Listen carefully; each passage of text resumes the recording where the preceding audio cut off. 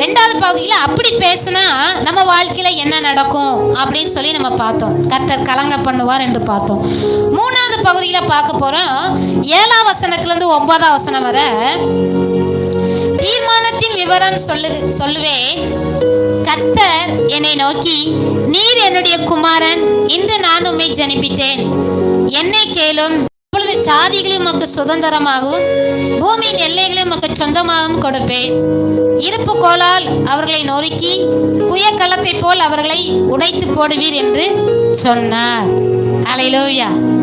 இங்க சொல்லப்பட்டிருக்கு இயேசுவை குறித்து. இதுல சொல்லப்பட்ட காரியம் என்னன்னா, கர்த்தர் சொல்றாரு, நீ என்னுடைய நேசகுமாரன், இன்று நான் உம்மை ஜனிப்பித்தேன். நான் என்ன செய்வேன்? ஜாதிகளை உமக்கு சுதந்திரமாகவும் பூமியின் எல்லைகளை சொந்தமாகவும் கொடுப்பேன். உனக்கு அந்த அரசாளக்கூடிய அந்த அதிகாரத்துவத்தை கொடுக்கிறேன் என்று சொல்லி கர்த்தர் சொல்லுகிறதாக இதுல சொல்லப்பட்டிருக்கிறது. அல்லேலூயா.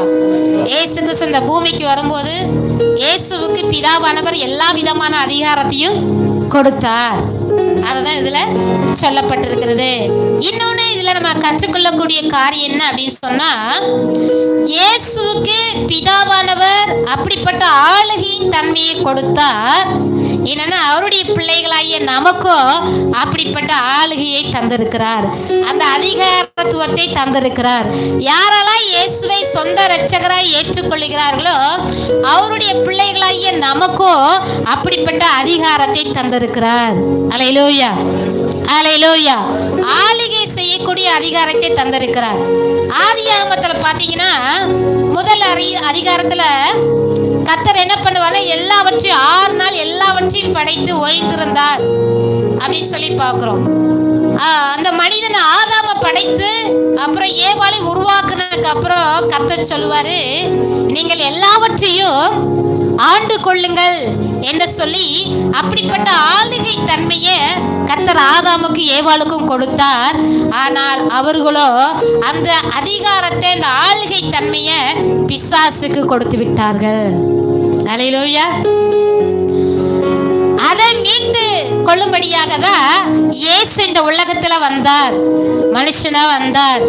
அவர் அந்த அதிகாரத்தை பிசாசிலிருந்து அவர் உரிந்து கொண்டார்.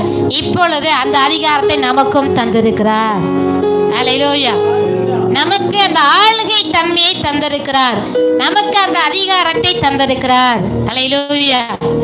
இயேசு கிறிஸ்துவும் சீசர்களும் ஒரு முறை படகுல பயணம் செய்து கொண்டு போய் கொண்டிருப்பார்கள். அப்ப திடீர்னு பார்த்தீங்கன்னா பயங்கரமான அலைகளும் கொந்தளிப்பும் காற்றும் வர ஆரம்பித்து விடும். உடனே சீசர்கள் எல்லாரும் என்ன பண்ணுவாங்க? பயந்து போய் இயேசுவை போய் கூப்பிடுவாங்க. இயேசு நல்லா தூங்கிட்டு இருப்பாரு. இந்த சீசர்களுக்கு ஒரு பயம் வந்து விட்டது.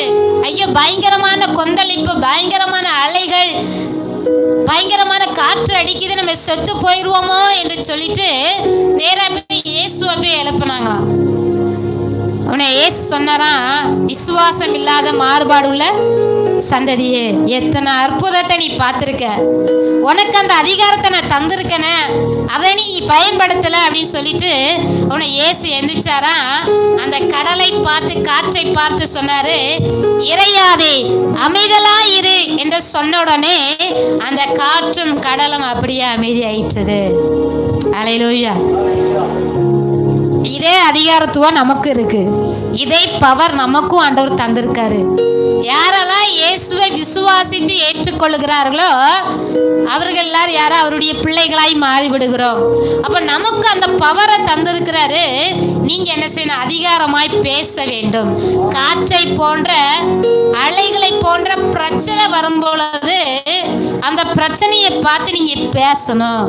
அதை கடிந்து கொள்ளும் பொழுது அது என்ன செஞ்சுவிடும்? உங்களை விட்டு கடந்து போய்விடும். அல்லேலூயா. போன வாரம் யோசுவா குறித்து நம்ம பார்த்தோம். யோசுவா என்ன சொன்னாரு? ஒரு யுத்தம் நடக்கும்போது, சூரியனே நீ கிபியன் மேலும், சந்திரனே நீ ஆயுளன் மேலும் தரித்து நில்லு அப்படின்னு சொன்னாரு. அவருடைய வார்த்தைக்கு அப்படி என்ன பண்ணிச்சான்? சூரியனும் சந்திரனும் கட்டுப்பட்டது, அப்படியே நின்றது. அல்லேலூயா. அதை பவர் உங்களுக்கும் தந்திருக்காரு, எங்களுக்கும் தந்திருக்காரு. அதை நம்ம பயன்படுத்தினா நிச்சயமா ஜெயம் எடுக்கலாம். அல்லேலூயா.